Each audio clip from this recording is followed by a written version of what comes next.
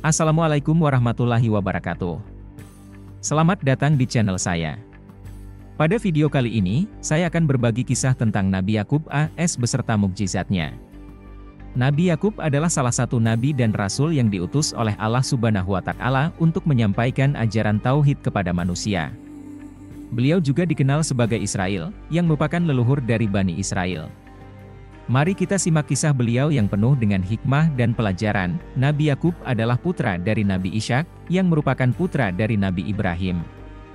Beliau memiliki seorang saudara kembar bernama Esau, yang lahir sebelum beliau. Esau memiliki sifat kasar dan suka berburu, sedangkan Nabi Yakub memiliki sifat lembut dan suka beribadah. Kedua saudara ini memiliki perbedaan yang sangat mencolok. Suatu hari, ketika Esau pulang dari berburu, ia merasa sangat lapar. Ia melihat Nabi Yakub sedang memasak sup kacang merah. Ia pun meminta sup tersebut kepada Nabi Yakub dengan nada memelas. Nabi Yakub menawarkan sup tersebut dengan syarat Esau harus menyerahkan hak kesulungannya kepada beliau. Hak kesulungan adalah hak untuk mewarisi harta dan kedudukan ayah mereka, yaitu Nabi Ishak. Esau yang tidak memikirkan akibatnya, langsung menyetujui tawaran tersebut dan bersumpah di hadapan Allah Subhanahu wa Ta'ala. Ia pun memakan sup kacang merah tersebut dengan lahap. Ketika ayah mereka, Nabi Ishak, sudah tua dan hampir buta, ia ingin memberikan berkah kepada anaknya yang sulung, yaitu Esau. Ia meminta Esau untuk berburu seekor rusa dan memasak dagingnya untuk dimakan bersama-sama. Setelah itu, ia akan memberikan berkah kepadanya. Namun, ibu mereka, Rifkah, mendengar percakapan tersebut dan segera memberitahu Nabi Yakub. Rifkah ingin agar Nabi Yakub mendapatkan berkah dari ayahnya, karena beliau lebih pantas dan lebih taat kepada Allah Subhanahu wa Ta'ala. Rifkah pun menyuruh Nabi Yakub untuk mengambil seekor kambing dari kandang dan memasak dagingnya untuk disajikan kepada ayahnya. Selain itu, ia juga menyuruh Nabi Yakub untuk mengenakan pakaian Esau dan menempelkan kulit kambing di leher dan tangannya agar terasa seperti kulit Esau yang kasar. Rifkah berharap agar Nabi Ishak tidak menyadari perbedaan antara Esau dan Nabi Yakub. Nabi Yakub pun menuruti perintah ibunya dan membawa hidangan daging kambing kepada ayahnya. Ketika Nabi Ishak meraba kulit leher dan tangan Nabi Yakub, ia merasa seperti kulit Esau. Namun, ketika ia mendengar suara Nabi Yakub, ia merasa seperti suara Nabi Yakub. Ia pun bertanya, "Siapakah engkau?" Nabi Yakub menjawab, "Aku adalah anakmu yang sulung, Esau." Nabi Ishak pun percaya dan memberikan berkah kepadanya. Berkah yang diberikan oleh Nabi Ishak kepada Nabi Yakub adalah sebagai berikut, "Semoga Allah memberimu kebaikan dari langit dan bumi serta banyak gandum dan anggur. Semoga bangsa-bangsa bersujud kepadamu dan semoga engkau menjadi tuan atas saudara-saudaramu. Barang siapa yang mengutuk engkau, semoga dikutuk oleh Allah dan barang siapa yang memberkati engkau, semoga diberkati oleh Allah." Setelah memberikan berkah tersebut, Nabi Ishak memakan hidangan daging kambing yang dibawa oleh Nabi Yakub. Tidak lama kemudian, Esau datang dengan membawa hidangan daging rusa yang ia buru. Ia pun menghampiri ayahnya dan berkata, "Ayahku, bangunlah dan makanlah dari hasil buahanku agar engkau memberikan berkah kepadaku." Nabi Ishak terkejut dan bertanya, "Siapakah engkau?" Esau menjawab, "Aku adalah anakmu yang sulung, Esau." Nabi Ishak pun terguncang dan sadar bahwa ia telah tertipu oleh Nabi Yakub. Ia berkata, "Siapakah yang datang sebelum engkau dan telah membawa hidangan kepadaku? Aku telah memakannya dan memberikan berkah kepadanya. Sesungguhnya berkah itu akan tetap melekat padanya." Esau pun menangis dengan sedih dan memohon agar ayahnya memberikan berkah lain kepadanya. Namun, Nabi Ishak berkata, "Aku tidak dapat memberikan berkah lain kepadamu. Engkau telah menjual hak kesulunganmu kepada saudaramu dengan sepiring sup kacang merah. Engkau akan menjadi hamba bagi saudaramu dan Allah akan menjadikanmu sebagai orang yang suka berbuat kerusakan di muka bumi." Esau pun marah kepada Nabi Yakub dan berniat untuk membunuhnya setelah ayahnya meninggal. Ia berkata dalam hati, "Hari-hari berkabung atas kematian ayahku sudah dekat. Setelah itu, aku akan membunuh Yakub." Namun, Rifkah mengetahui rencana jahat Esau tersebut dan segera memberitahu Nabi Yakub. Ia menyuruh Nabi Yakub untuk pergi ke Haran, tempat tinggal saudara laki-lakinya, Laban. Ia berharap agar Nabi Yakub dapat selamat dari amukan Esau dan dapat menikahi salah satu putri Laban. Nabi Yakub pun menuruti perintah ibunya dan berangkat menuju Haran. Dalam perjalanan tersebut, beliau mengalami sebuah mimpi yang luar biasa. Beliau bermimpi melihat sebuah tangga yang menjulang tinggi dari bumi hingga langit. Di tangga tersebut, beliau melihat para malaikat naik turun. Di atas tangga tersebut, beliau melihat Allah Subhanahu wa Ta'ala yang berfirman kepadanya, "Aku adalah Allah, Tuhan Ibrahim ayahmu dan Tuhan Ishak. Tanah tempat engkau berbaring ini akan kuberikan kepadamu dan kepada keturunanmu. Dan keturunanmu akan menjadi banyak seperti debu di bumi, engkau akan mengembang ke sebelah timur, barat, utara dan selatan, dan dengan perantaraan engkau serta keturunanmu semua kaum di muka bumi akan mendapat berkat.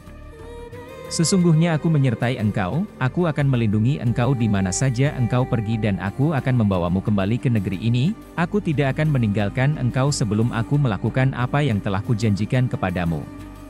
Nabi Yakub pun terbangun dari tidurnya dan merasa takjub dengan mimpi tersebut. Beliau berkata, "Sesungguhnya Allah ada di tempat ini dan aku tidak mengetahuinya." Beliau pun mengambil batu tempat ia bersandar dan mendirikannya sebagai tanda peringatan. Beliau juga menuangkan minyak zaitun di atasnya sebagai penghormatan kepada Allah Subhanahu wa Ta'ala. Beliau menamai tempat tersebut Betel, yang artinya rumah Allah. Nabi Yakub pun melanjutkan perjalanannya menuju Haran. Di sana, beliau bertemu dengan Laban saudaranya dan tinggal bersamanya selama 20 tahun. Selama itu pula, beliau selama 20 tahun tinggal bersama Laban. Nabi Yakub menikahi 2 orang putri Laban, yaitu Lea dan Rahel.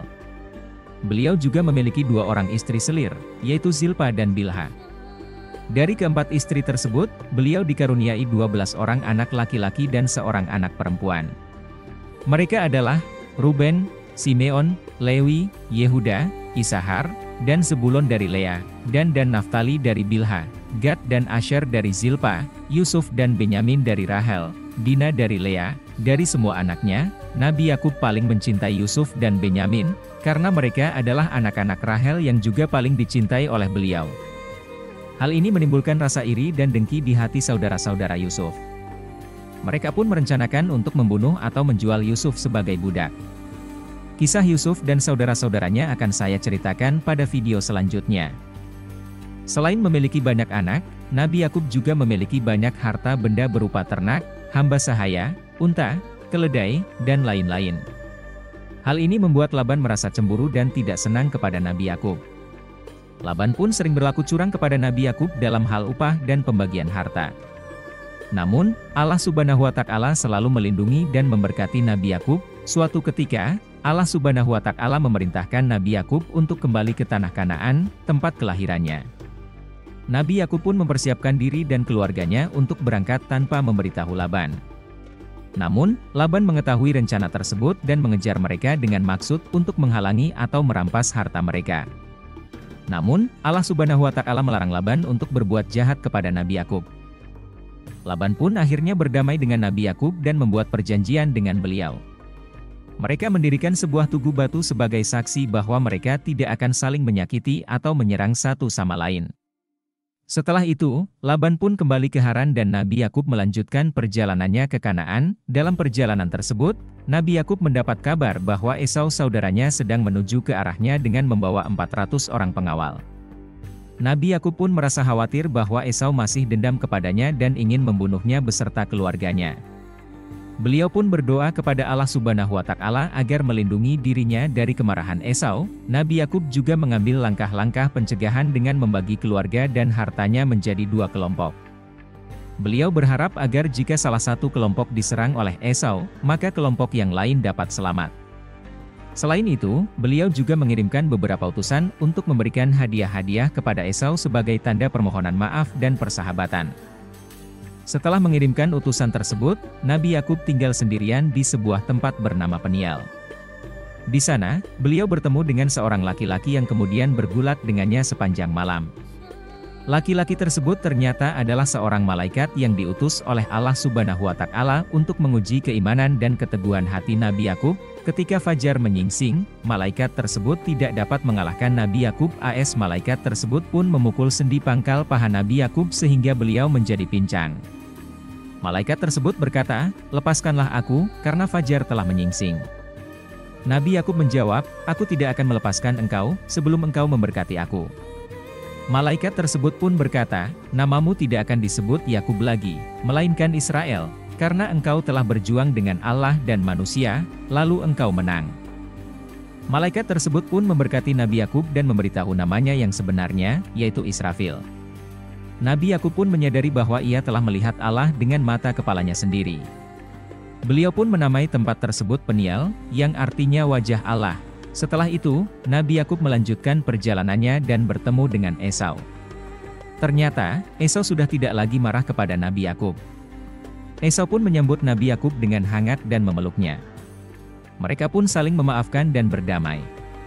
Esau juga menolak hadiah-hadiah yang ditawarkan oleh Nabi Yakub, karena ia merasa sudah cukup kaya. Namun, Nabi Yakub bersikeras agar Esau menerima hadiah-hadiah tersebut sebagai tanda persaudaraan dan kerelaan hati. Nabi Yakub pun akhirnya sampai di tanah Kanaan dan menetap di sana. Beliau juga mendirikan sebuah mezbah untuk beribadah kepada Allah Subhanahu wa Ta'ala dan menamainya El Elohe Israel, yang artinya Allah adalah Allah Israel. Demikianlah kisah tentang Nabi Yakub beserta mukjizatnya. Semoga kita dapat mengambil pelajaran dari kisah beliau dan meneladani sifat-sifat beliau yang baik, seperti keimanan, keteguhan hati, kesabaran, kerendahan hati, dan kasih sayang. Amin. Terima kasih telah menyaksikan video ini. Jangan lupa untuk like, komen, share, dan subscribe channel saya. Wassalamualaikum warahmatullahi wabarakatuh.